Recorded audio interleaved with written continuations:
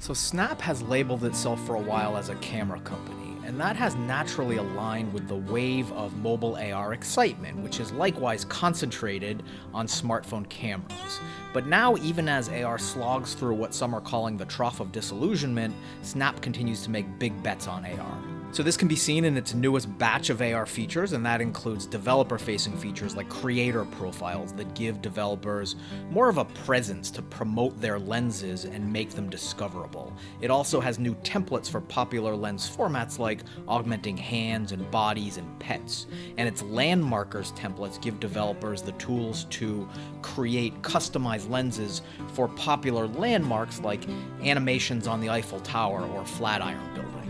And one of the key themes here is how Snap is coming around to the realization that in order to grow its platform, it needs to attract and make lens creation easier for developers, because growing that developer base means more content, which can attract more users, which in turn attracts more developers, and that's when the flywheel effect starts to kick in. So speaking of users, they're likewise accommodated in Snap's latest batch of AR updates. Most notably, it's moving beyond selfie lenses to utilize the rear-facing camera to augment the world, and thus a greater range of use cases. And that includes things like visual search to identify products, which it's already launched in partnership with Amazon, but it's also new stuff like its scan feature. So this essentially uses object recognition to detect things like flowers or pets, and then serendipitously add context-aware AR animations. It's also doing things like using computer vision to recognize a math problem on a piece of paper and even solve it on the fly through animated overlays. And the bottom line is that it's utilizing more computer vision and machine learning to supplement its signature selfie lenses with things that are more practical and bring it closer to tools like Google Lens, which is a category we continue to be bullish on because of its utility and frequency and broader appeal. So beyond developers and users, this all leads up to Snap's third constituent, which is advertisers. And that's the endgame for all of the above, because if developers are creating compelling AR content that attracts users, Snap can then attract reach-driven brand advertisers. And that's really well on its way, with about 130 million daily users that are activating AR lenses and 15 billion lenses viewed to date.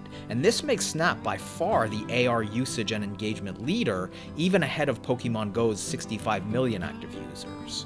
And with these new features, brand dollars will also be attracted to essentially a bigger toolbox for product animations. So for example, in shifting from just selfie lenses to the broader mosaic of the physical world seen through the rear-facing camera, it opens up more possibilities for ad creative and different types of products. So speaking of Pokemon Go, lots of people point to Niantic as the revenue leader in AR due to the nearly 2.5 billion in in-app purchases it's brought in to date.